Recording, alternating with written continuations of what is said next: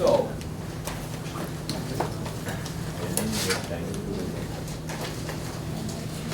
before I move on, I want to do an essential quick recap of one fundamental property of this SEC. Just a recap. By now, we are familiar with what's going on. This is the first stage DFS. So I'm running DFS, and now I'm gonna just draw the SEC components. So here's a component. Maybe we say last time was 3 nodes, A, B. By a component, I mean a subset of nodes that reach to everyone. So as far as reachability is concerned, all these nodes are equivalent because I can go from anywhere to anywhere, right? And then between the components, say this is another one. This is not exactly that graph from before. I'm leaving it up right now. And here's another one. Here's another one. Here's another one. So maybe this is A, B, C, D, E, F, G, H, I, J, K, L, F. Those are my components. Now this is an analysis. Of course, if I have the components, I wouldn't need to run these algorithms, right? But analysis-wise, we know the SEC form a DAG. We already said that between the SEC components, you can have reachability both ways. If we reach from here to here and from here back to here, what will happen then? They'll be the same component. So this must be a DAG. It cannot have cycles because cycles will imply reachability both ways, right? If I have a cycle, if this goes here and then this one goes back here, these all three things will be the same SEC component because they're all reachable from anywhere to anywhere, right? So if this forms a DAG,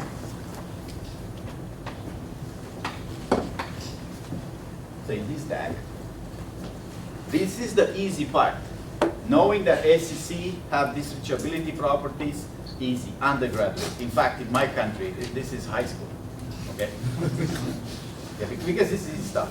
Knowing that's a DAG, that you can't reach backwards. Once you reach from this component to this component, there's no way to go back. If you go back, then you have a bigger component. That's easy. Running DFS first stage, easy. The trick with SEC that most people don't get over, and the most final questions about SEC get unsolved, okay, is one critical one. When I run the first stage DFS, which nodes have the highest finishing times?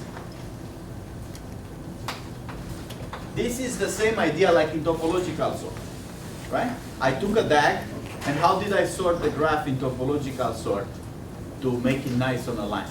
I use the DFS finishing times, right? Why is that? In a DAG, whether you run the DFS, the topological sort, it's easier because in topological sort, the unit we run DFS on is the whole node. In here, it's a little tricky because the nodes that we run DFS on are not the SEC nodes, where we run the first stage DFS, on the actual individual nodes. So the tricky part in here is to take that topological sort, right? Idea. It's what? By which nodes do I put in the topological sort? Which node goes, if I want all the edges to go this way? What are these nodes here? Highest finish time. I want to take that. Now this is easier because the DFS here, it's run on the actual bubbles, spheres, nodes. In here, DFS doesn't run on those SEC components. It runs on the individual A, B, E, right? But I want to apply the same idea. This is the fundamental thing in SEC that if you fail your exam question about SEC, it's because you don't understand this tricky part. The highest finish time, again, this is not on the balls, this is on individuals. It's where? Highest finish time must be in one of the early ones. How many possible early ones I have in a topological sort?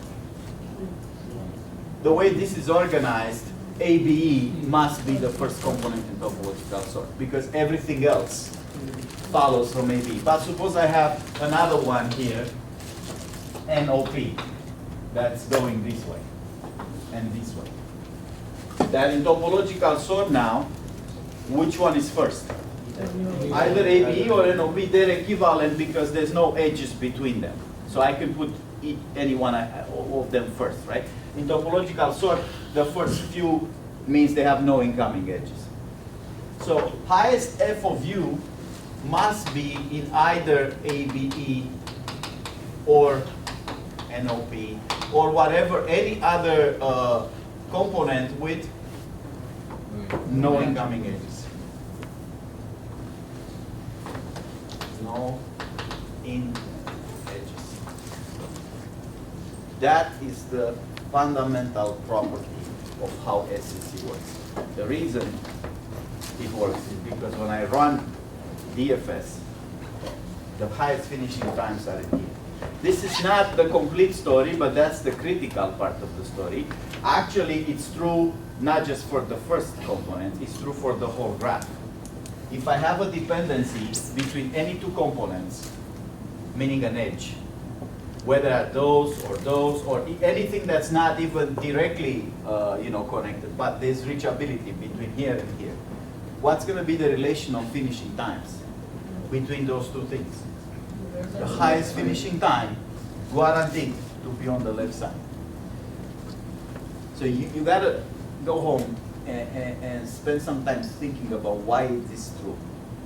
What makes DFS have this problem? DFS will start at random in this graph. We don't know where it's going to start. If it starts from here, it's going to reach the other component before it ends this one. So this will have a highest finish time. If it starts not from here, say from here, it will finish this one earlier because reachable, but then a later DFS will finish this one. So this property here is what makes the second stage easy to understand. Once I know the highest DFS, finishing time of DFS, it's either here or here, I take that node, maybe it's E or maybe it's P or one of these nodes, and I reverse the edges and run a second traversal, any traversal. Why do I reverse the edges? The second stage. Because I want to reach this component but not get out of it. Right? So by reversing the edges, I'm saying if everything is still reachable because it was reciprocal reachable, reversing the edges is still reciprocal reachable, right? If A was reachable from B, and B from A, reversing the edges, I have the same property. But these components are not reachable anymore. So by starting in here, I'm guaranteed to just discover this and stop. And then repeat this process. Okay? The fundamental thing, again, is why is it that the highest finishing times end up in the left side component, just like in topological sort. Except in topological sort, it's easy to see because the DFS was run on the actual.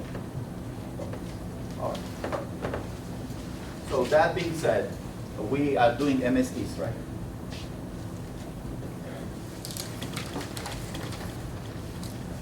So MST edges have weights. So there is something called W of an edge UV that is a real number. Is the weight of on edge. Now those edges depend on what problem you model. It might be the cost, might be the distance, bandwidth, capacity, benefit, relationships in a social graph, whatever it is that you measure. It's not a binary. So far, those edges were either is there or not there, and it has a direction or not. Now the edges are quantitative. I may have a small pipe or a big pipe, right? And you can think of a big edge as a lot of small edges. There's a theorem that says if you want to treat every single edge of unit, say 1, you can imagine an edge of size 7. It's actually 7 edges of unit 1, if you like. But I think that's not an intuitive explanation. Much more intuitive for me is some sort of high waves. bigger highways versus smaller roads, or pipes that move water, or bandwidth if you have routers and you move data around, something like that. Or trade, and you have, how much trade you have with your neighbor. Some neighbors you have small trades, other neighbors you have big trades, and so on. So what we want is the minimum tree,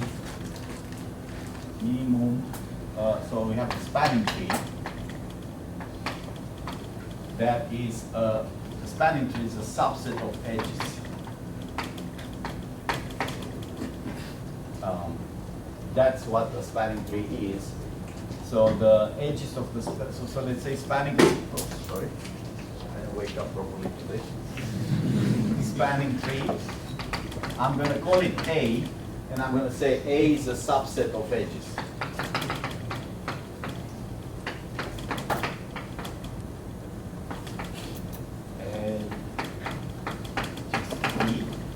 So it has to connect all nodes. It has to be a tree. That implies how many edges I have there.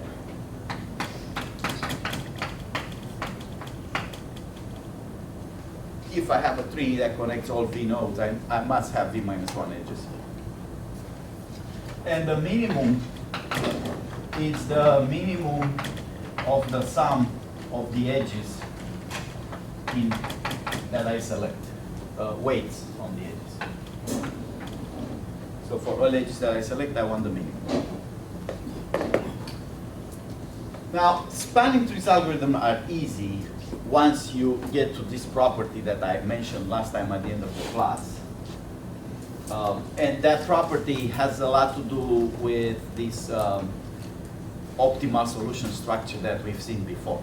But you don't have to necessarily think about that way. They're all greedy algorithms, and they rely on this optimal solution structure. So here's the idea of the MST cut theorem. I look at my graph G,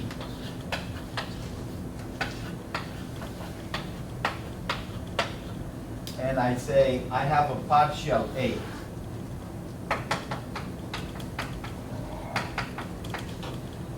Meaning this A is a subset of the edges that are already selected or agreed. It doesn't matter how I selected them. God comes down to earth and says, these edges are part of your MST. It doesn't matter how it was produced. So there's a bunch of edges that were already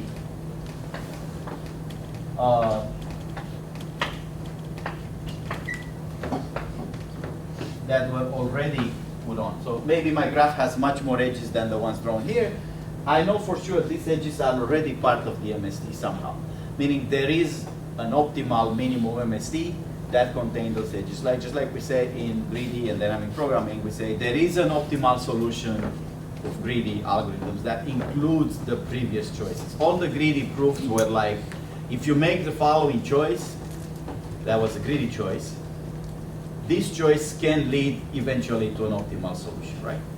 Then maybe you have multiple optimal solutions, but the choice you make, it's at least part of one optimal solution. In other words, the choice does not prevent you to find an optimal solution later on. Remember that from greedy algorithms? Same thing in here. If I have some edges already selected, and the cut, this is a cut that respects A. Respects meaning the cut doesn't cut the existing edges. I have no edge from this side to the other side. The theorem says, if this is the situation,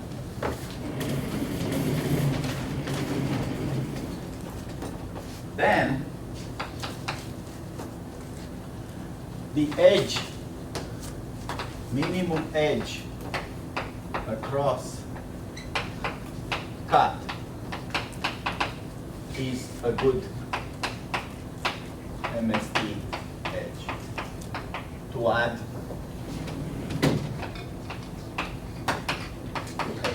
So I'll make A equal the A I have, and I add another edge, minimum edge across. Across stands for what? What does across mean?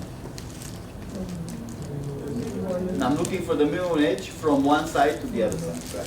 So there could be a possible bunch of edges here across the cut, right?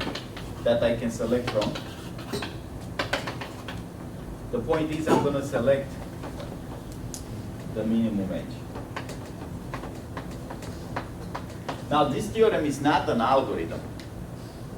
It doesn't say how to do that. Like obviously picking the minimum edge, you may have to do some searching for that edge of some kind. How do I get the minimum edge?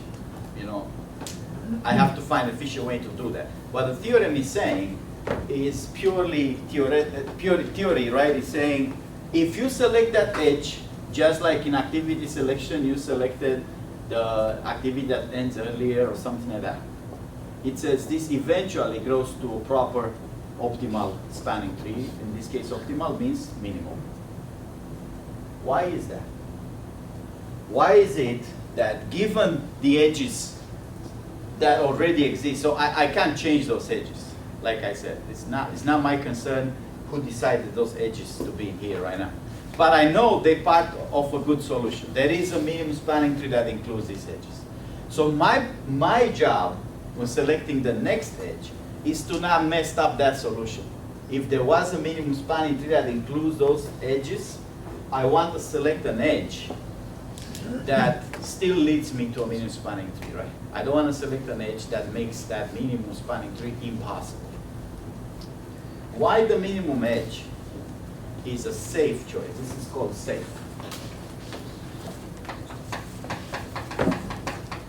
Safe edge. Why is that? Why is it that if there is a minimum spanning tree with those edges, adding this edge, it's a good greedy choice. I could still get a minimum spanning tree now with the previous edges plus this one combined. We need a mathematical argument that essentially it's a proving of the greedy choice. Right? Yes. I have a doubt. We say that the cut respects the graph, right? Yes. So there's no edge. Not the graph, the existing selected edges. So there are edges all over the place in here that are not selected. I only have two selected ones.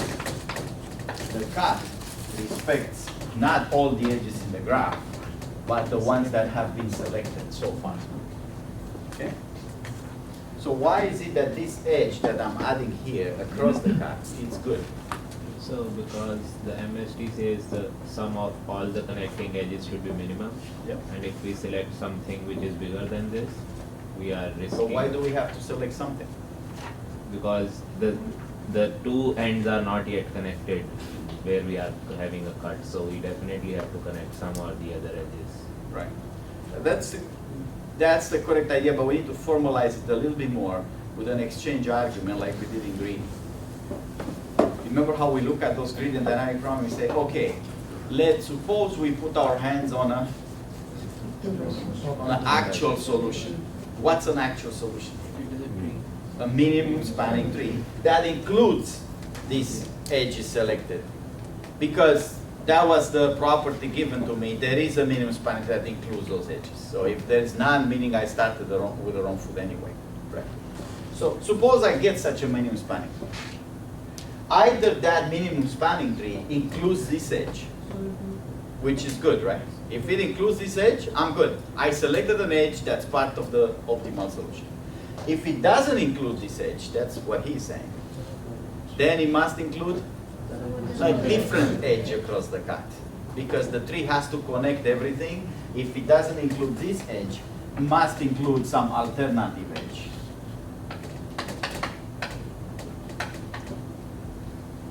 Is it possible that the minimum spanning tree includes two edges across the cut?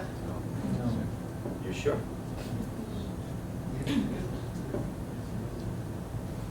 is it possible that minimum spanning tree, once I decide, these are not edges in my A, selected A, okay? My edges are these ones, I'm gonna mark them. These are the edges that are already selected. And this stuff is disconnected.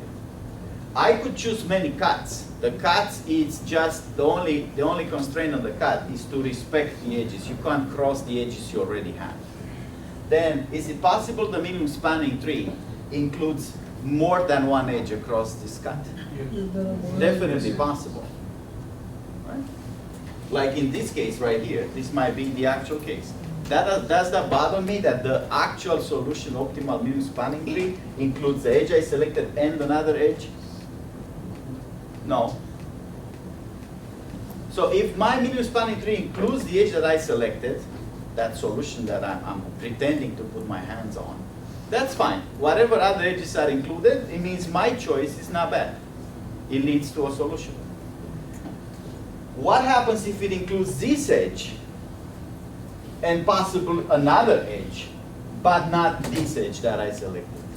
Potentially, that's the case that I want to prove. That's just not possible, or I'm not going to get into that situation. Why is it impossible for the minimum spanning tree to include this edge and be a valid minimum spanning tree, but not the edge that I'm selecting? It's like in greedy. Why is it that if you have an optimal solution, it must either include the choice you make, the activity you pick, or if you pick that activity, there is a different optimal solution that includes that activity, right? I mean, those solutions are not unique. The minimum spanning tree is not necessarily unique. The set of activities that minimize how many activities are there is not necessarily unique. It may be that there is a solution without the choice you make, and another solution that's valid and optimal with the choice you make. Fine. But is it possible to have this minimum spanning tree with an alternative edge, and my edge, my greedy choice, to not lead to an optimal solution? I need to prove that this is an impossible situation to make the greedy argument that my greedy choice is going to work. Why is that? Why is that this is not possible? So the situation that we want to describe as not possible, which is the central part of all MST algorithm, it's not possible that A plus my greedy choice is minimum edge across the cut, right? That's the greedy choice, my greedy choice, minimum edge across the cut. This is not included in any MST. Right? So we wanna kind of work on the proof now. We say we want to prove that the following case is not possible. A was included in an MST that was given to me, right? The set of edges A are possible to build up to a minimum spanning tree. But once you add my greedy choice, this particular edge I choose, there is no minimum spanning tree now that includes those edges. That will make my greedy choice bad, right?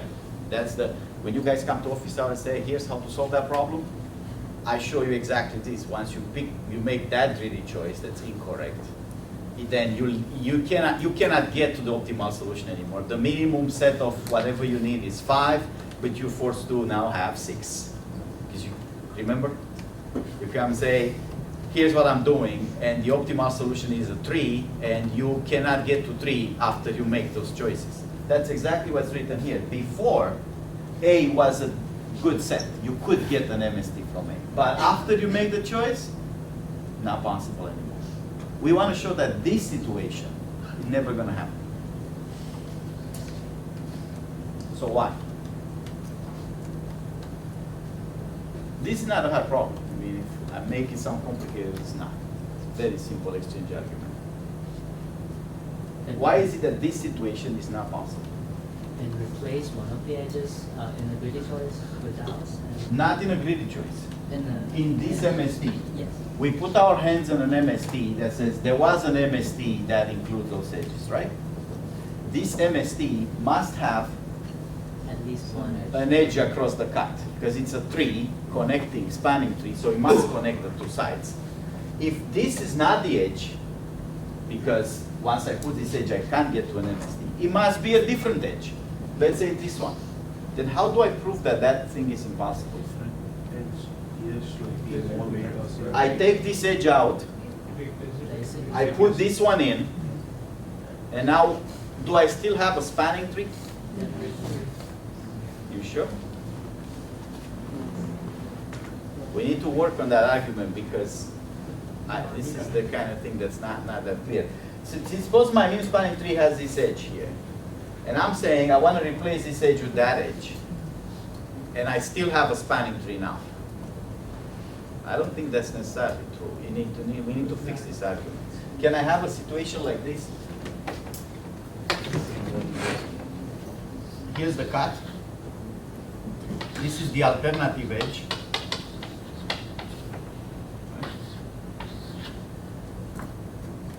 This is another edge, alternative 2 edge. Because the spanning tree could have multiple edges across the cut. And this is the greedy choice edge. Greedy choice. What I said is, you can take this one out and put this one in, now you still have a spanning tree. Is that true? No. Why not? Because this forms a cycle and that's broken. So I need to work on that argument. How do I make that happen? But let's work on that later on. My plan is, look at the edge that's in that minimum spanning tree that's optimal, replace it with this one. Say, I still have a spanning tree now, and it's even better than the minimum spanning tree, which is impossible, because by definition, the minimum has to be the minimum cost. The part to the minimum, it's easy, because once I replace this with this, and I still have a spanning tree, this is definitely going to be smaller. Why? This was the minimum, so every other edge across the cut has to be bigger than it. I left all the other edges alone. I just changed this edge, these two edges between them, which means whatever the cost of this tree was, I took this edge out, I add this edge back in. I have an even lower spanning tree now. Problem is that still a spanning tree? Okay. So I can't pick an alternative edge if there's more than one. I have to be intelligent about which edge do I pick as the alternative edge in the spanning tree if there are more than one. See, I could have two of them. How do I determine? If I pick this one, my argument holds, right? If I pick this edge, I say change this edge with this edge. This is smaller than that, because it's smaller than everything across the cut, right? Now this is a valid spanning tree if I exchange those two. Because the previous one was spanning tree, now this one is a spanning tree. And it's smaller, which contradicts the fact that the original one was the optimal spanning tree. The question is, how do I know which alternative edge to pick? I need to pinpoint if there's more than one across the cut. I need to pick this one, not this one. Remember, this is a tree. Without this edge, it's a spanning tree. How do I know which edge to pick? The node on the right hand side should be able to connect to the previous one which is connected. So I look at my edge and I say, what's the alternative edge that I need to focus on here? Alternative 2 we can prove. Yeah.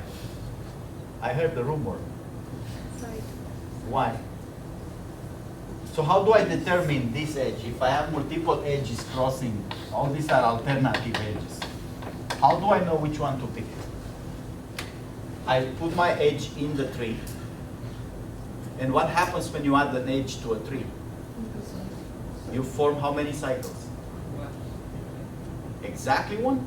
Can you form 2 cycles when you add an edge? Can you form 2 cycles when you add an edge? That was the final question a few years ago. Okay?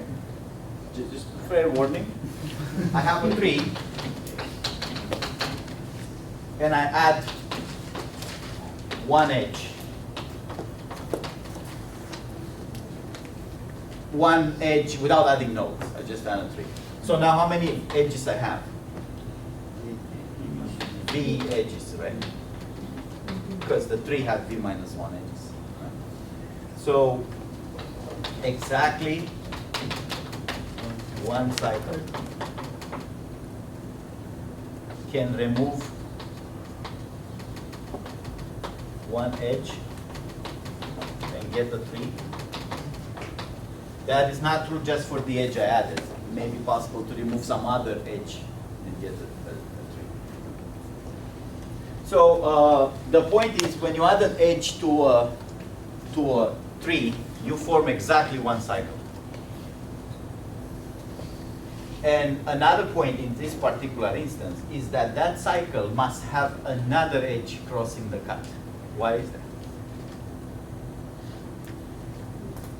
So that we can exchange it with the grid choice. Why is it that I have this tree, it was a spanning tree, I look at my edge, my minimum edge, I add that edge to the tree, it gotta be a cycle. The cycle must have another edge crossing the cut.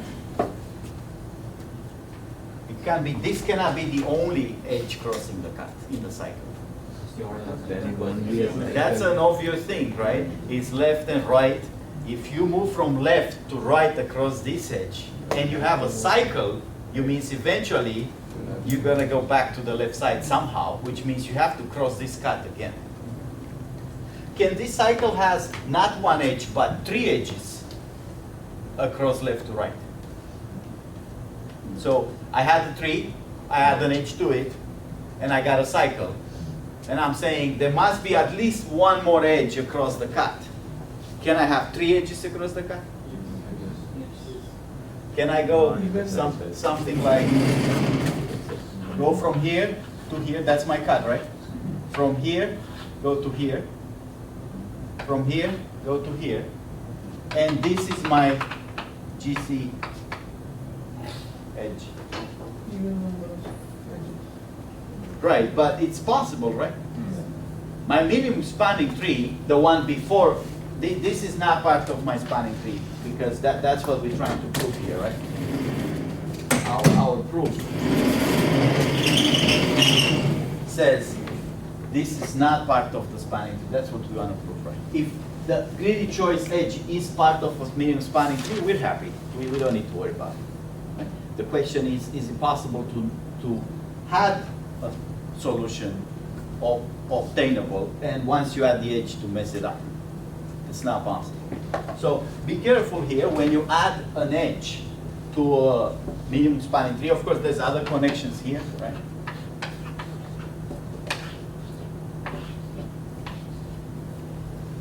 I form a cycle, but there's not necessarily only one edge. So I still have the problem. I need to pinpoint that edge I want to choose. For an exchange argument, I say in here, right, I say, if I have only one alternative edge, I'll pick that one, right? But if I have multiple ones, I need to choose one. So I got so far, I say the greedy choice edge forms a cycle. I got to this point. The cycle must have at least one alternative edge across the cut. That's the left-right principle. If this one edge moves from left to right and there's a cycle, you come back. At some point you have to cross that, right? If the cut is the Atlantic Ocean and you come from Europe to United States, right? And it says, okay, I've been there, eventually I get back to Europe. You have to cross the Atlantic an even number of times, right? Excluding the going around the globe. Okay, that's the principle. But now that I have multiple, if I have only one, I pick that one. But I have 3. Which one do I pick as an alternative edge to make my exchange argument? The smallest one. Any one of the 3. Any one of these 3 edges works for my exchange argument. In other words, I say, okay, pick an alternative edge. Remember, I may have some other ones that are not part of my cycle. This is alternative edge, not part of the cycle I form. This edge, this forms a cycle, right? Because I know if I add an edge to a tree, I get a cycle. These are alternative 1, alternative 2, alternative 3. Those are edges that cross from left to right in the cycle. You see the cycle? The cycle is A, B, C, D. Right? So the cycle A, B, C, D. Now I may have some alternative edge like I drew before that's not part of the cycle. Those no good. That edge not useful to me. I need to pick one of the edges in the cycle. And do what? How do I build an exchange argument? Suppose I pick this one. Remove that one and keep the greedy choice in. Can I do that? If I remove this and keep the greedy choice in, is that a valid spanning tree? So I added an edge, I form a cycle. Then I look at that cycle, what's the cycle? A, B, C, D. And I take out a different edge on the cycle that crosses the cut. What's my theorem see here? That if you have that one cycle only, and you take one edge out from the cycle, even if it's not the one you just added, you still get a spanning tree. There was a question in the final before. You have a tree, you add an edge to it, you form a cycle, you pick a different edge on the cycle, you take it out. Now you still got a spanning tree. That's the construct we need here. That's the stuff that you need to settle upon at home. Why is it that if I pick any one of these edges and I replace that edge with my greedy choice, I have a valid spanning tree?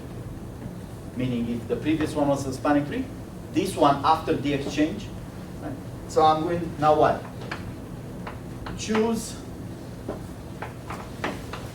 one of alternative edges.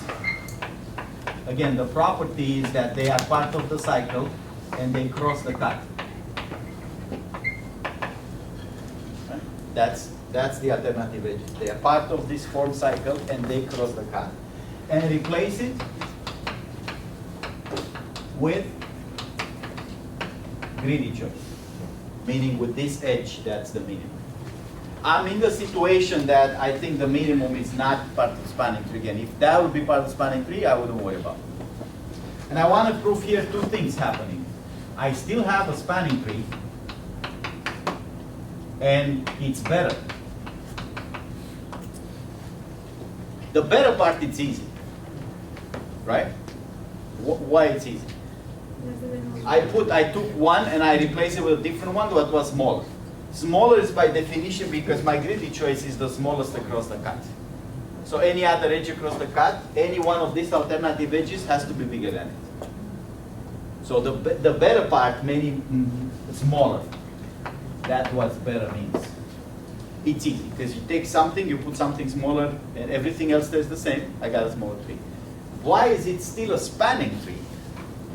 It has to do with this property here, that if you, again, add an edge, remove another edge from the cycle, that's still a tree connecting everybody. So, because I only had one cycle, once I added one edge, I only need to destroy one cycle. Any graph with no cycles is a tree. Or at least doesn't have cycles, say.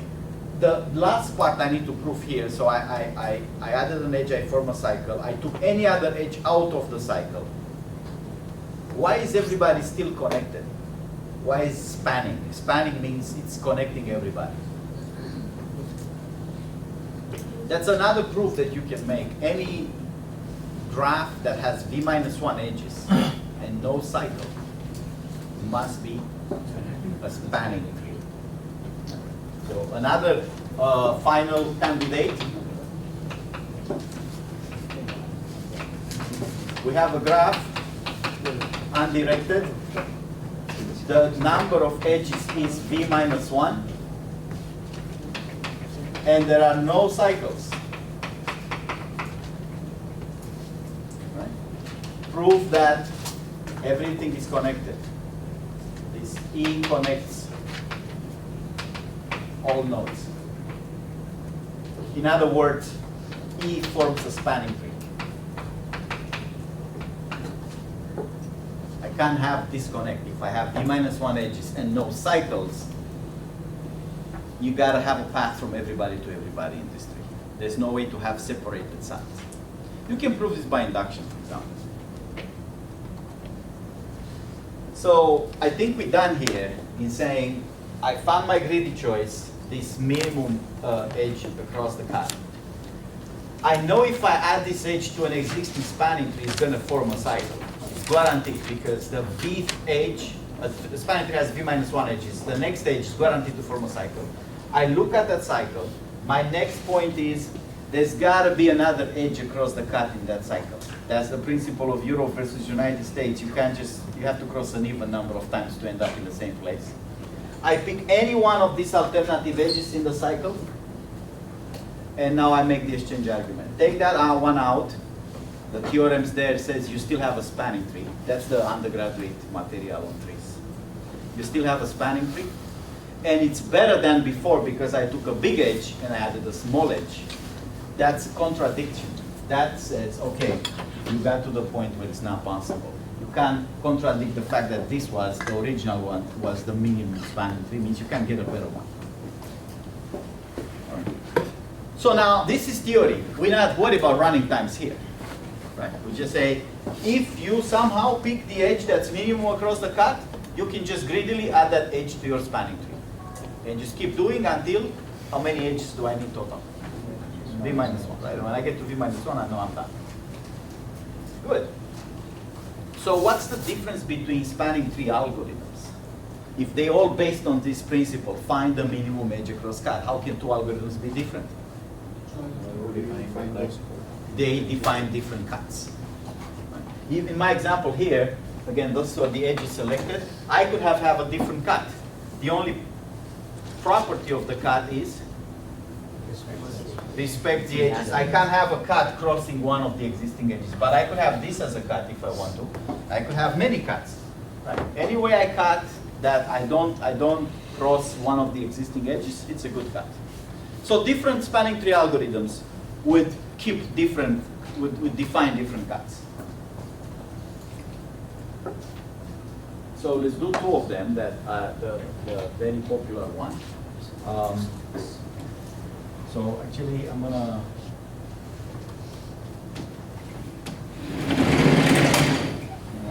remove this. We don't need SECs anymore. SEC is one of my favorite topics. SEC in the second half of the class, it's equivalent to quicksort from the first half. So many interesting questions that look so easy, like just one bit away from what's in the book, right? But it's an exponential bit, so to speak. Right? So let's do them in parallel. Here's Prim algorithm, and here's Kruskal. I hope I'm spelling this correctly. Prim and Kruskal. I won't talk about implementations too much. I'll talk about running times, but implementations on both algorithms are a little tricky. I'll point out what the tricky part is. I don't think you have this as an exercise. Maybe you do, Kruskal? Okay.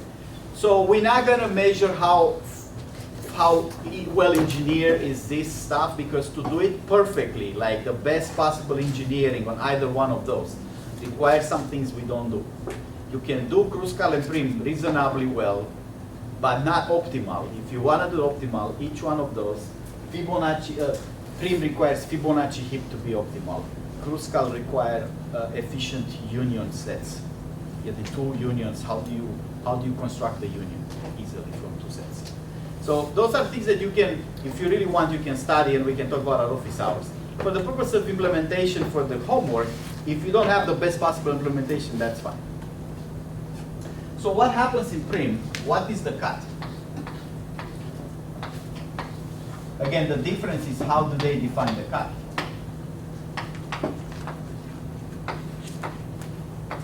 This is a tree. Prim keeps growing 1 tree. So in Prim, what I have connected is a partial tree to which I always have some nodes that are not connected yet. So I'm going to say these nodes here are not connected yet.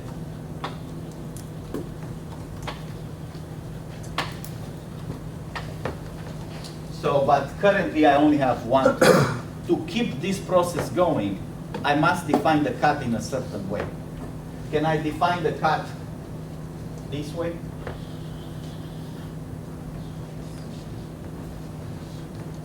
Again, what I want to happen when the theorem says pick the minimum edge across the cut, I want that edge to attach to the main tree, because I don't want to have more than one tree to grow.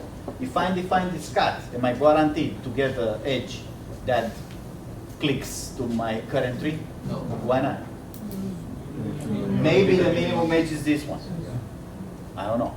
So how should I define this cut to make sure that across the cut the minimum edge is guaranteed to glue to my existing tree? All these single nodes are on the other side. The cut should be all the thing that's connected. So let's write that down here. The cut is the tree, what's connected, already connected. That's one side, say, left side. Left is generic in here. There's no really left. It's just one side. Versus what's not connected. Make that right side. So if I isolate the tree versus all the other nodes that are not plugged in yet, remember the movie Matrix? Anybody seen the movie Matrix? No? There were people plugged to the Matrix network and people that are not plugged to the Matrix network. Right? You can think about it like that, it makes it easy. If everybody plugged to the Matrix network is connected, then they'll form a structure like this. So, first of all, am I guaranteed the next edge to be something from the tree to some outside the tree? Yes, because it has to be across the edge. Can I construct this cut? Is this a valid cut? What's my property that I need to have on cuts? Does not cross existing edges. But all the existing edges are on left side. So it's not going to cut anything existing. Of course, there'll be other graph edges, right? I have a bunch of graph edges. I don't have a problem with those. My cut, of course, will cut some graph edges. It can cut all edges that are already in. Okay? So how about in Kruskal? In Kruskal, I don't have this growing. I grow multiple trees. Grow multiple trees. Sometimes people call that forest because many trees make a forest. You don't have to call it a forest. So I have something like this, right? Here's a bunch of it's connected. Here's one that's disconnected, disconnected. Maybe this one's connected here, and this is some stuff that's connected, and this is another piece that's connected. It's not disconnected, no. In Kruskal, we pick any cut. Prim has a very well-defined cut. If you have a tree already, how many options for the cut you have? One option, because the tree goes on one side. If it does not, the tree goes on the other side. That's it. You don't have. You can't play with the thing. In here, you just do it whatever. Right? So say I define a cut. Cut has to respect the existing edges, so I can't cross anything. And then I'll pick the minimum edge across the cut. Minimum edge might be this one. Right? This is the green choice. Minimum edge across cut. So in Kruskal, every edge does what? Every new edge takes two disconnected trees and connects them, right? So this is a joint or merge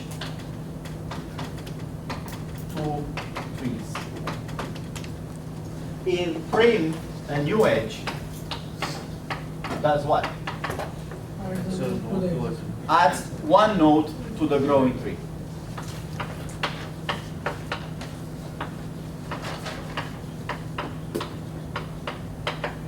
And how do I know these algorithms are correct? Meaning at the end, they produce a valid minimum spanning tree? Because of that, right? As long as the cut is valid, the minimum edge across the cut is guaranteed to work, right? That's what we just proved there. So both define valid cuts, therefore they eventually they're going to grow a minimum span. Now, in terms of implementation, what's the problem here?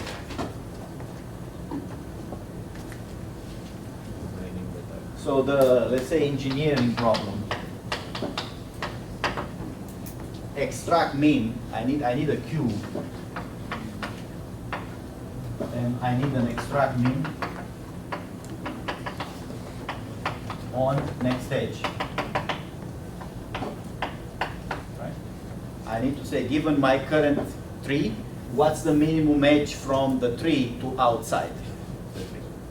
And once I have that minimum, I use that, suppose it's this one here. Right? What's going to happen? This becomes part of the tree, right? And now I need to update my minimum Q, right? Somehow I need to update, use a heap, or use a binomial heap or something to figure out, update that data structure, because the next round I'm going to ask for the next minimum from the tree to outside the tree, right? So that's the best way to do it, is with a Fibonacci heap. If you implement the Fibonacci heaps in your previous homework, there you go. You can have a very quick implementation of Prim. This is only important, only relevant for very large and medium dense. We talked about this medium dense. Let me just recap that. Sparse means E is smaller than V. Dense means E is about V squared, meaning almost all the edges are there. And medium dense, E is about V log V, maybe. So this is only relevant, like you can use a binomial heap or some other Q mechanisms that are not so complicated as Fibonacci, and you still get the valid implementation. Any Q that updates the minimum, it's going to work for Prim algorithm. But if you have a very, very large tree, and the number of edges is neither very small nor very high, then it starts making a difference. The Fibonacci heap amortized cost starts being, so if you're Facebook or Google, you definitely want the most efficient algorithm, no matter how complicated it is to implement, right? Because saving from a logarithm saving, if you talk about tens of hundreds of billions of items, makes a huge difference just in electricity, let alone running time. Right? But if you don't have a big tree, you can use any Q. What's the engineering problem here in Kruskal? How do I join stuff easily? Right? So I'll have to, in here I still have to figure out the minimum edge, right, between the parts. Right? So I have to find a way to union the two. Suppose I have the minimum edge, union the two, but now I need to update the minimums all across, right? I may have the minimum here or the minimum there. For Kruskal, there are two engineering problems. How to define the cut, because there are multiple options to define this cut, right? Right? And then in there I don't have this problem. There's only one cut that works.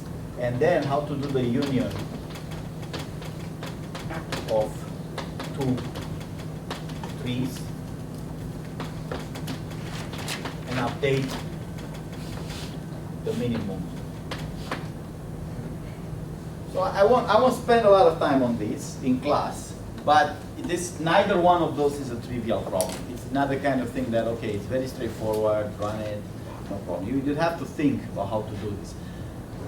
The easy part is that the homework grade won't depend on your efficiency. If you implement it somehow and it's correct, meaning it produces a minimum spanning tree, even if it's not efficient, you get full credit. But then your own interest is to find a way to implement it efficiently.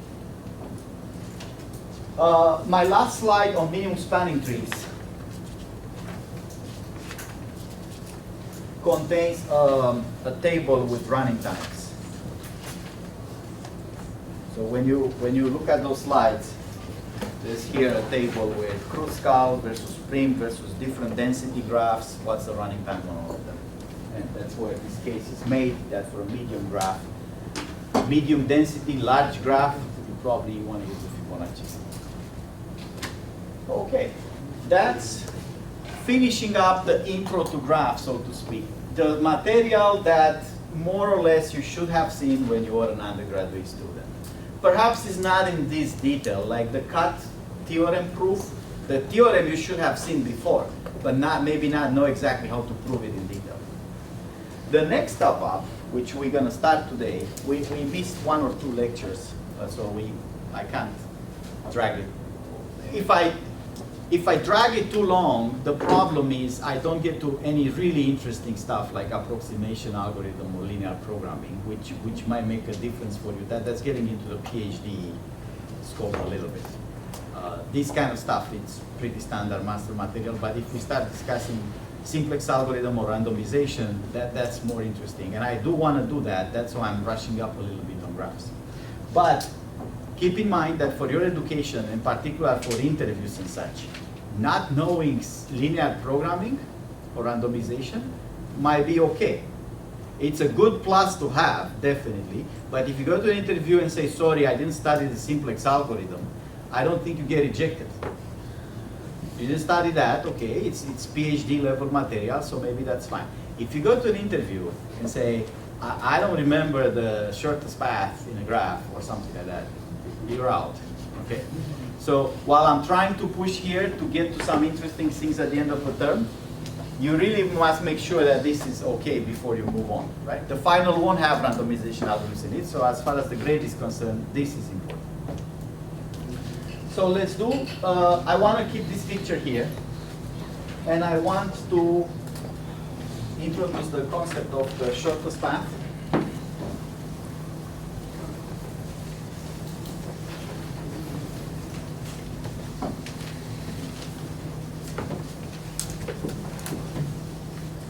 This picture here.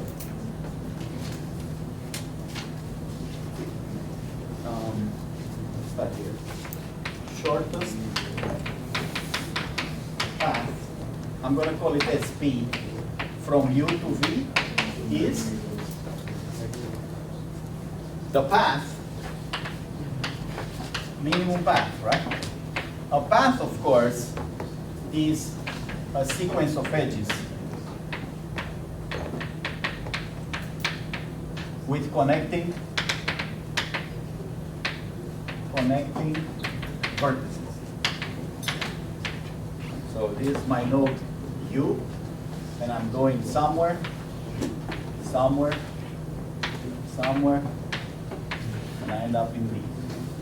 The path is a continuous path in the graph. What I mean by connecting is that you can jump around in the graph. You have to follow edges, right? So it's a path. And the minimum is minimum from all paths,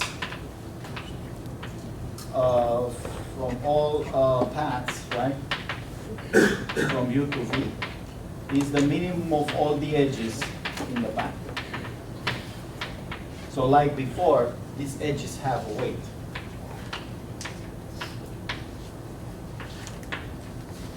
So I want the path that if I sum up all the edges, gets the minimum.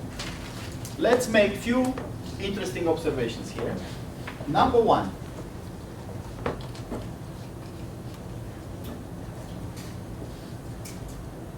this problem is well defined.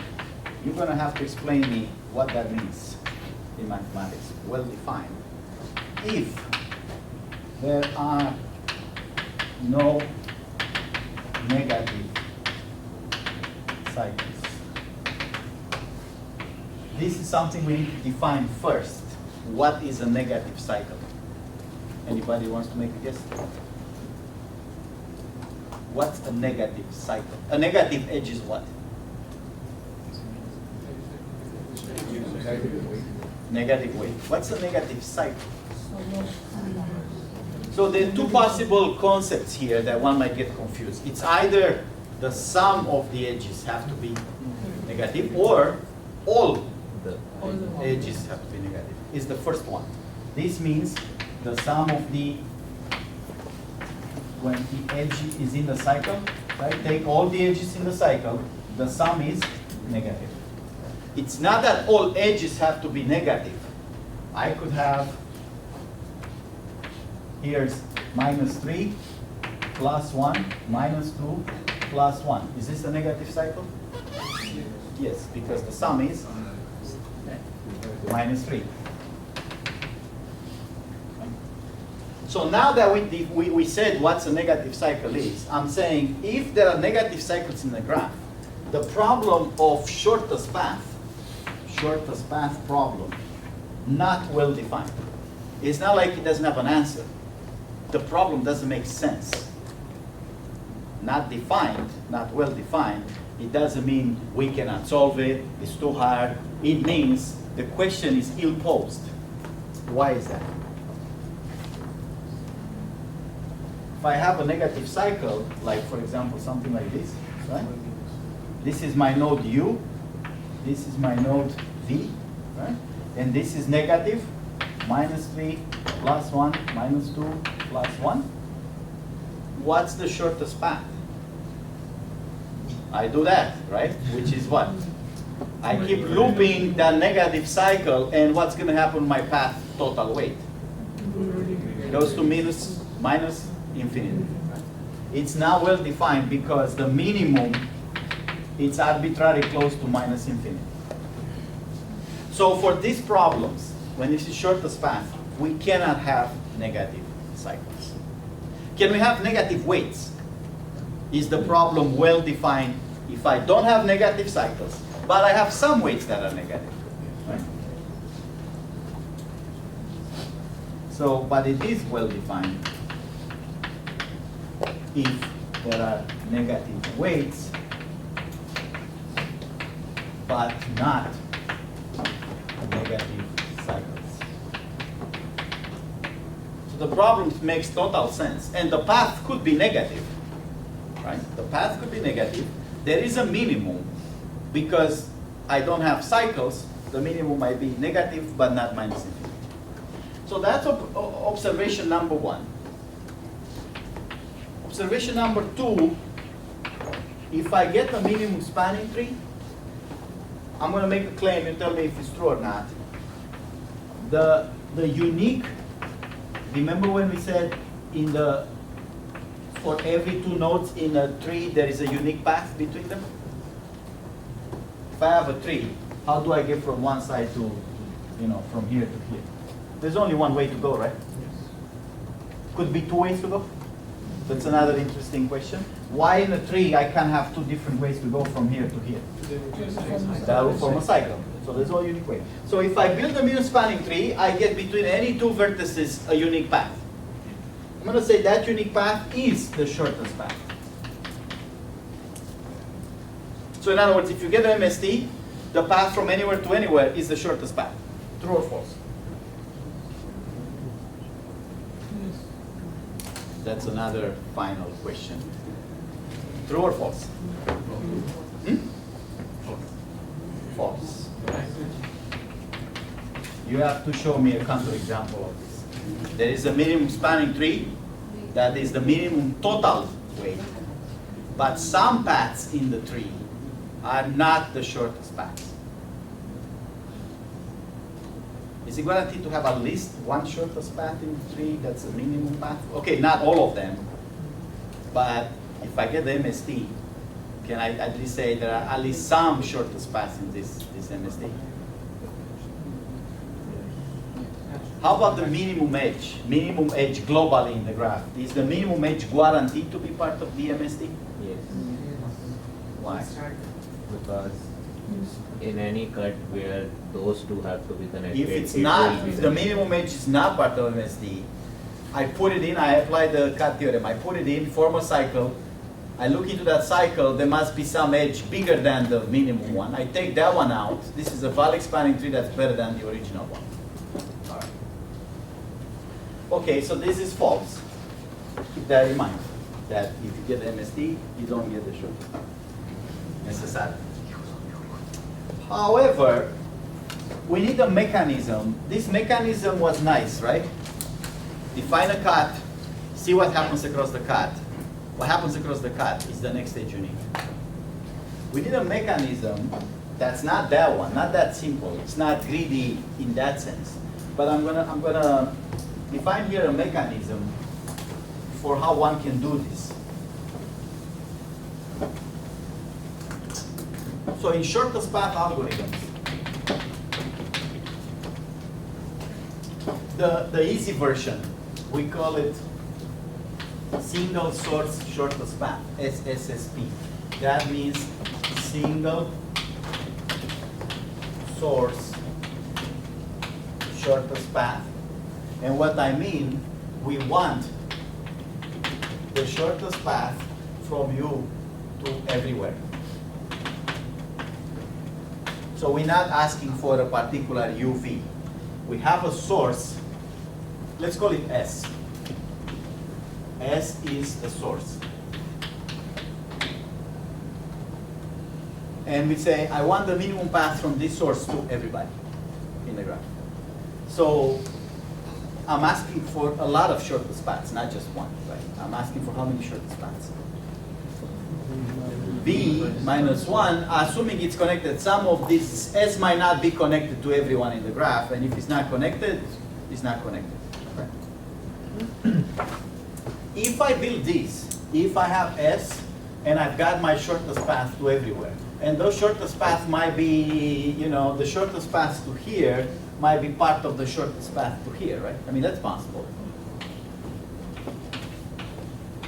Here's S, and here's a bunch of shortest path. What I'm drawing here is just the shortest path from S to everywhere.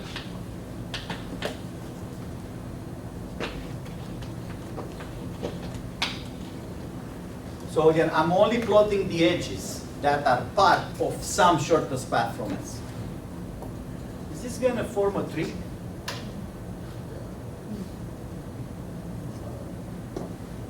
Candidate final number 3. Shortest path edges from S to everywhere form a tree. I don't know, something to think about. So again, what did I do? It's kind of the opposite of this. In this one I said, take the tree, mean spanning tree, and check if you have shortest paths from everywhere to everywhere. That's not true. In here I'm going to say, if I pick this one source, and just get the short, somehow I have an algorithm, I get the shortest path to every single node. I'm assuming it's connected, reachable, so it's going to reach everywhere. Is that a tree? And if it's a tree, is it the minimum spanning tree? If I say this is the shortest path from S to everywhere, and it forms a tree, is that guaranteed to be an MST?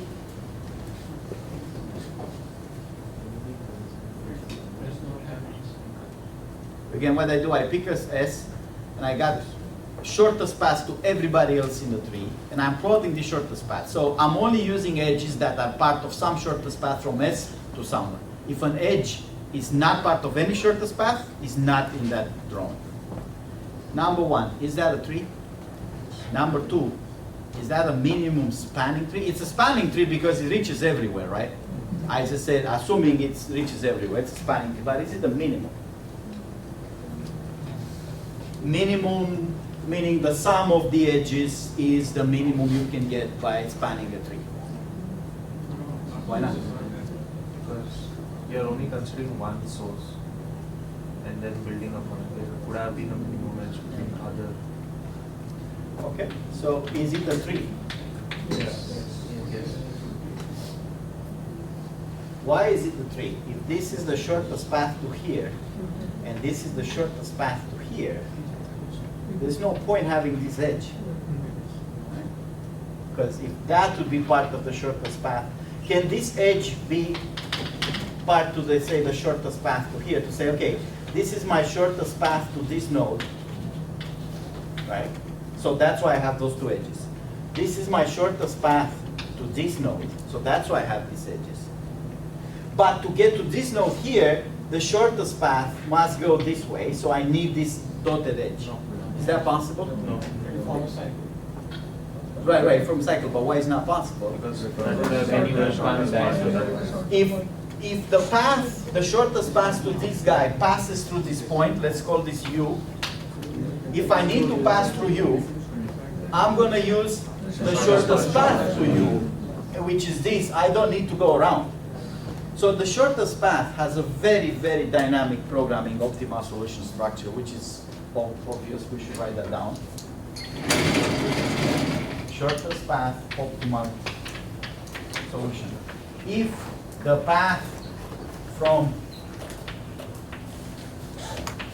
if the shortest path from S to V passes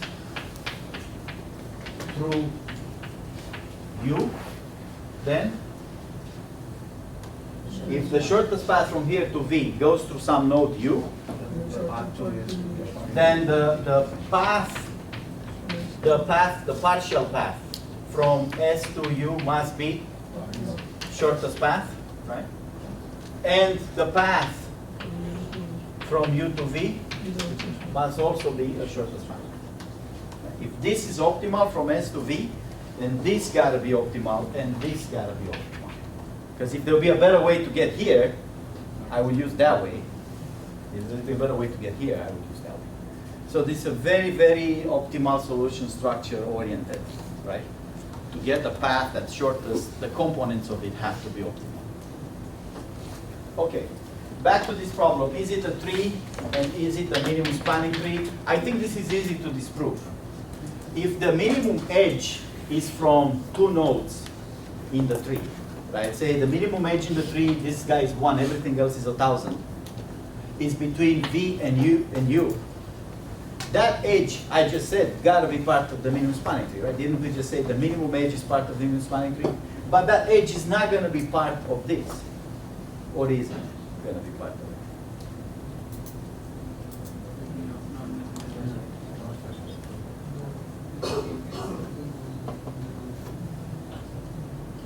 So if this is 1 and this is 1,000, 1,000, 1,000, 1,000, 1,000, 1,000, is that possible?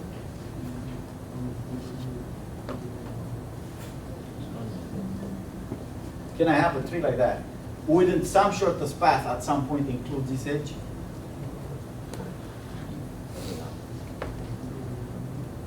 I think it's possible, but you have to be very careful how to construct this example. Right? Because you want the shortest path from S.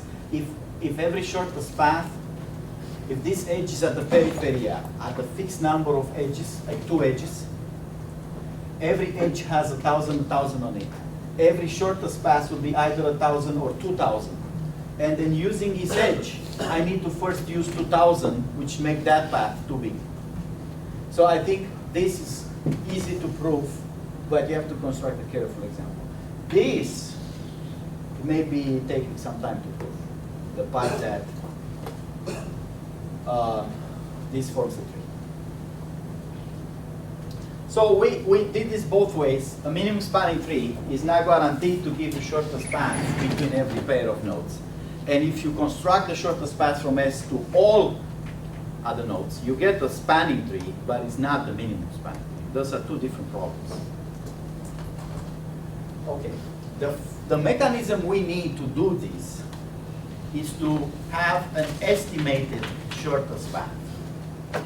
So our algorithms will maintain an estimated shortest path, which is the shortest path from S to U so far. So these values ESP estimated.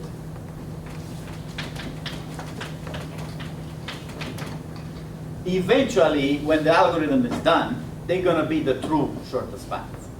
But inside the algorithm, the values might change. This estimate for how far is the shortest, some other node u, I'm gonna start with an estimate and then revise it. So how should I start? When I need ESP from my source S to everywhere is what? Initially, I don't have any path, so I'm gonna say it's infinity. That's how I start. I say my estimated path from a source to everybody is plus infinity. And how do what's my main, sorry, you guys don't see this very well. The main thing that you have to use in all these algorithms, it's a simple thing that's gonna be obvious. It's called relaxation, but you know, more down-to-earth people might call it just update. Relaxation is a very fancy name that in common English means something else. Okay? So this, you can call it update. Which says, it's a very simple mechanism. It says, here's my source S, and my current, I'm gonna write this ESP inside the node. So when I say S goes to that node, I'm gonna put here the ESP S to U. So say my current ESP here is 100. This is a path. It's not an edge. It's a path. And my current ESP to some other node is 50. So ESP is an estimate in the sense of best I've seen so far. It tells me not that the minimum is 50. It tells me the best path I found so far in the graph, it's 50. So really ESP, it's like more like min SP so far. I use ESP because that's what the book uses, but it's really minimum you found so far. What this relaxation says is that you have a 50 and you have a 100, and you observe a direct edge of size 10.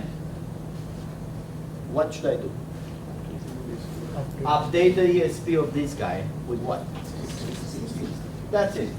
That's what you need to do shortest path, this guy. So this is saying, then update the ESP of this is node U and node V. Update the ESP to S of U with the ESP from S to V plus the edge UV. If it's smaller. I won't update things that are higher. I will only update down because I'm looking for minimum short. Short means minimum, right? I absolutely need to make sure we all understand this. Hands up. If my current observed path to this is 50 and to this is 100, that doesn't mean either one of those is the shortest path. It's the paths I've seen so far. And I look at this edge and I say, whoops, 50 plus 10 is better than what I've previously seen here. So I'm going to say, since I look at this edge and there was a path to get to 50, there must be now, I just find a path to get here to 60, and 60 is better than 100, so I'm going to do this. Okay. Now, a theorem comes along that says, aha.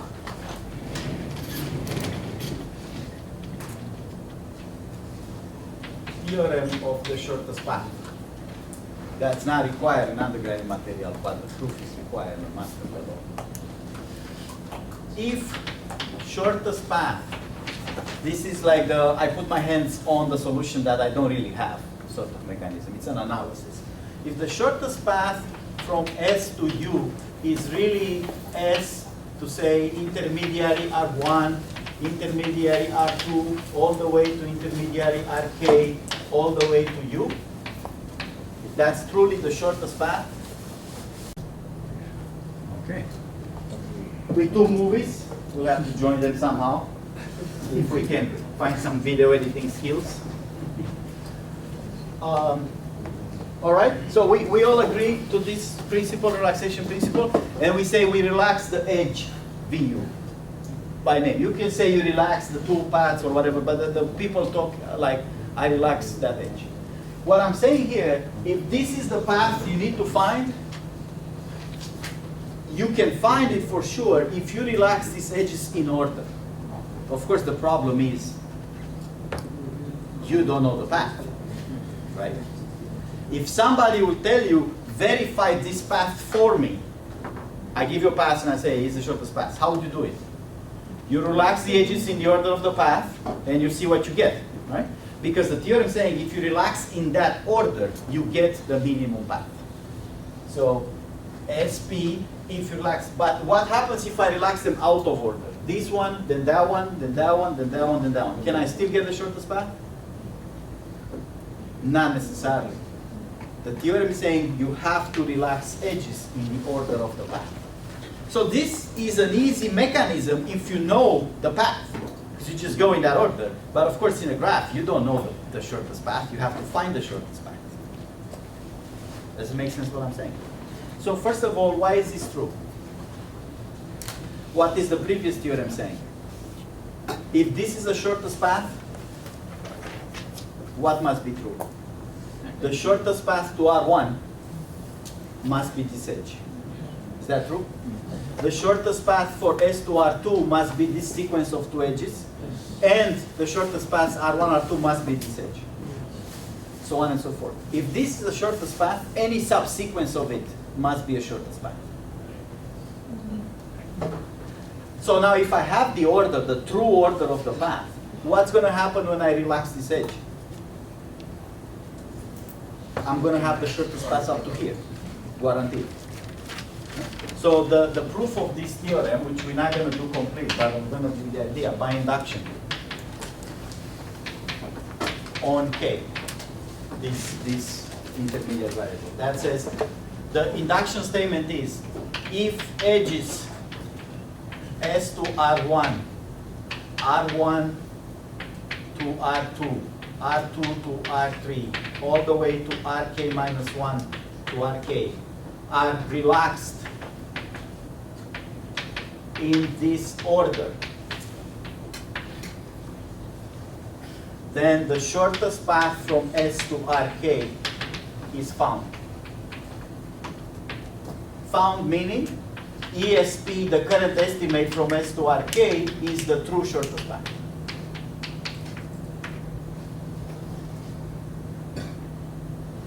Again, so this is a theorem that if I tell you how it goes and I tell you it's by induction, you should be able to prove it.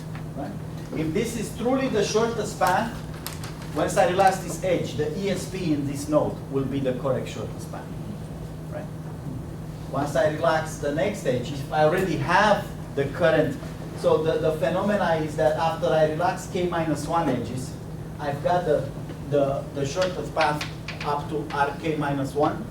If this is the shortest path that's already found, ESP is the SP, then by relaxing the next edge, I'm going to find the shortest path to here. Who's with me? You shouldn't write your hands up if you don't understand what's going on. Okay. So this is a iterative procedure that says it's an analysis. This is not an algorithm, because to relax the edges in that order, I need to know the order. So I can't really execute this as an algorithm because I don't have the order.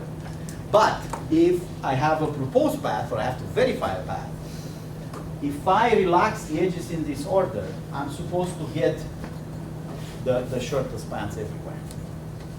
Now the problem when I do this is that I'm not really going to know if it's the shortest path. I relax this edge, I'm going to get the ESP value.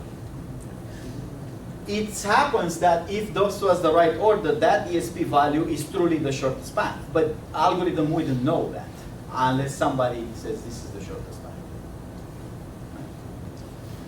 So the proof of this theorem goes by induction that says if you relax up to here, you have the shortest path up to here. And this is really the edge that you need to get the next shortest path.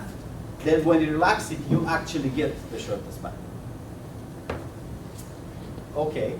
So I don't have the order, right? how can I implement this as an algorithm anyway? I'm going back to here when I say I want the shortest path from a source to everybody. So how does those paths look like? Here's a path, right? These are all shortest path, right? And suppose I want to apply that mechanism and say, you know, I would like to relax the first edge on every path. These are all shortest paths, and there might be still some paths that are not used, right? Might be a bunch of paths that are not, the extra edges in the graph that I'm not using. How can I relax the first edge? What are the first edges? This one is the first edge, right? This one is the first edge, is connected to S. This one is the first edge, first edge, first edge. How can I make sure I relax this initial, see every path by this theorem, I want to relax the first edge of the path first. I can't really keep going to say relax this edge. I mean, I can relax it, but it's not going to do anything. Right? I mean, relaxation is not going to, it's only going to cost me computation. It doesn't do anything bad. If I update this formula, and I didn't have the ESP to V, this was not the shortest path, I'm going to have an update. Update is valid, but neither one of them will be the shortest path. To get the shortest path, if this is truly the shortest path to V, and this is the edge you need to go to U, then when you make this update, this becomes the shortest path to U, right? If truly the shortest path to U was this one, this must have been the shortest path to V, and when I'm done, meaning I know for sure I got this ESP, the actual shortest path, when I update this, I get the shortest path to U. So I want to use this theorem to say, you know, look, I want to relax all the paths in this order, but I don't know the order. So I'm going to try to relax all paths from the first edge. How can I relax these edges? This, and that. Those are the initial edges, right? I want to relax those 5 edges, but I don't know. I mean, I know they connect to S, but that's all I know. I don't know. There might be some other edges connected to S that I don't know. How can I relax those 5 edges? Finding the minimum cost to reach to the first connected nodes. That's interesting, and it's coming Tuesday. Has a name. Anybody knows the name of that? Very Holland, like what's it called? Netherlands name. No? Find the minimum and relax the minimum from S. Hard to spell and pronounce that one. But I'm going to be gross initially, okay? I don't know about dice trap. See, I want to relax those 5 edges. You know what I'm going to do? I'm going to relax all edges. Brute force. If I relax all edges, would those 5 would be relaxed? Even the edges that are not part of paths, I'm going to relax some edges in here too. My purpose, I don't care about the other edges. I only care about what?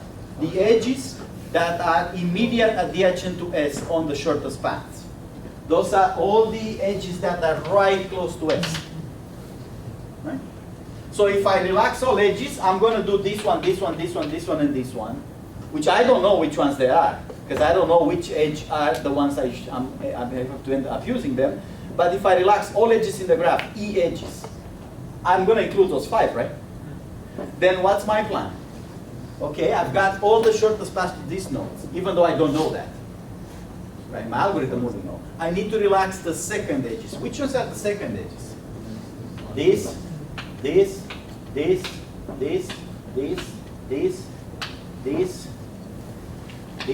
and this, right? Let's see the second edges.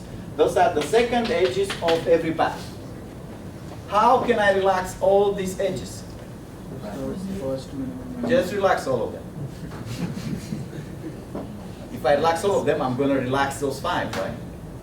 So how does this go? Relax all edges. That's part 1, right? And that means I got the shortest path from all S to R1s. All R1s. There are multiple R1s, right? This is an R1.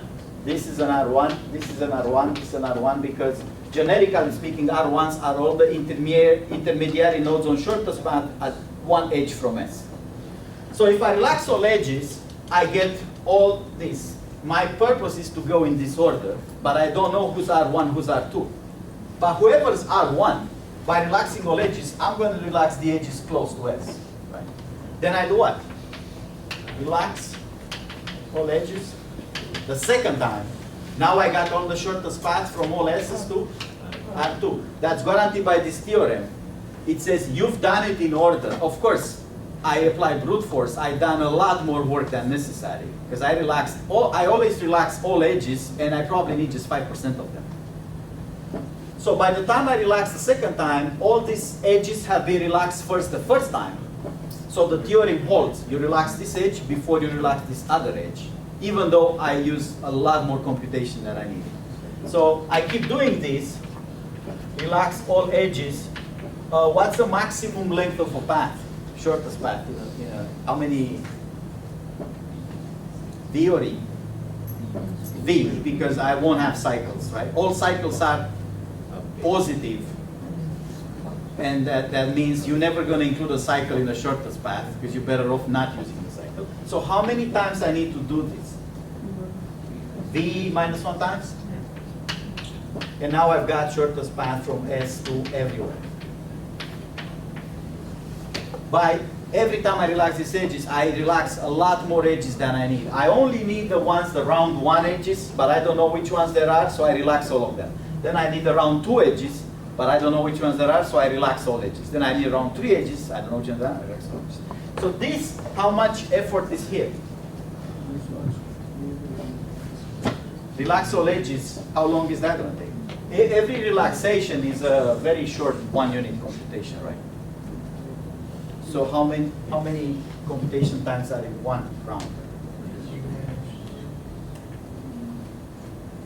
Relax all edges, how long is it going to take?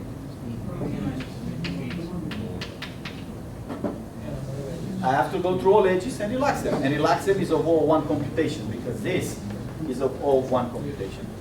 So total?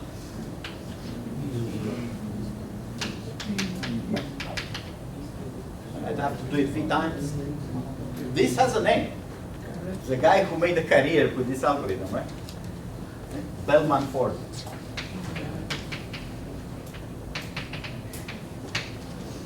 Algorithm.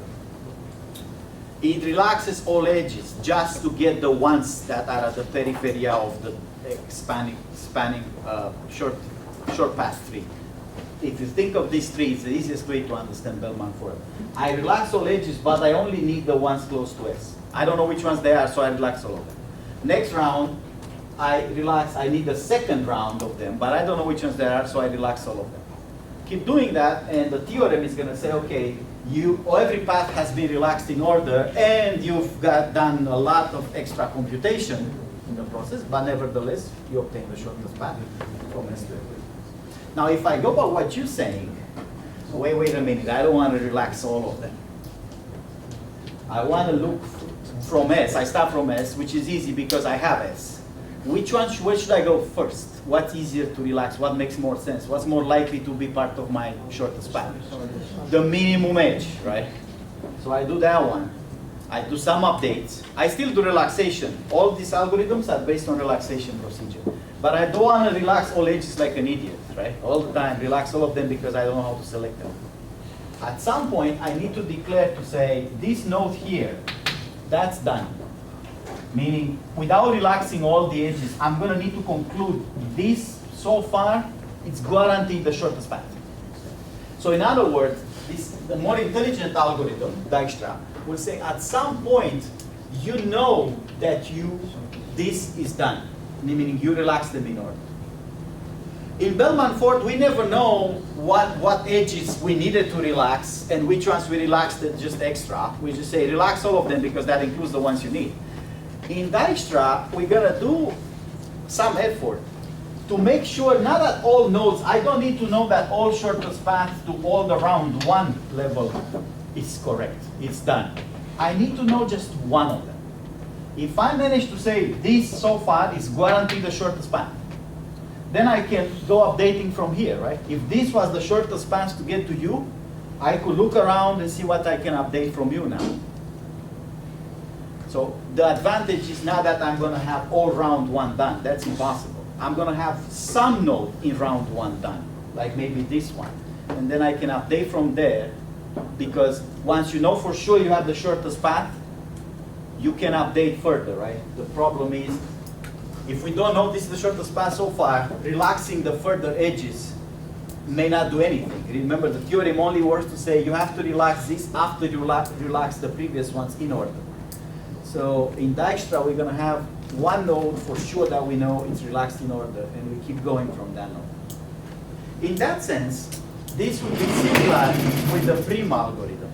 It's going to build this SP3 just the way Prim's built it. It keeps track of some nodes that are already known to be SP correct, just like Prim knows these nodes are already in the spanning tree.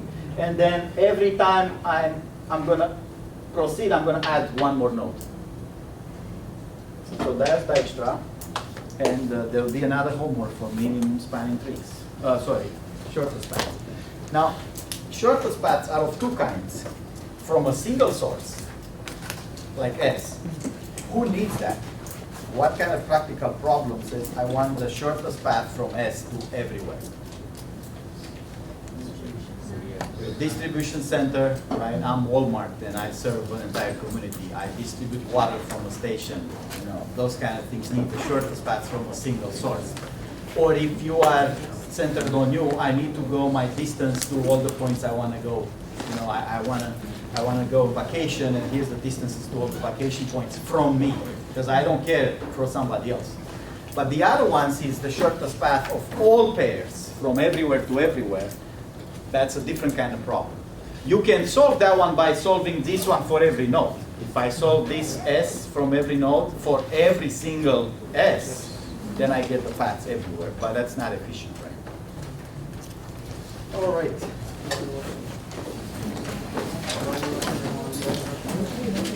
My plan is to be at office hours today. I won't have the midterms until Tuesday or Monday. I'm close, but not that close. Sorry. But again, you'll have time to look at them and debate the grades and all that. It doesn't matter if they come now or later. Your focus now should be on these graph things for the final. Relax.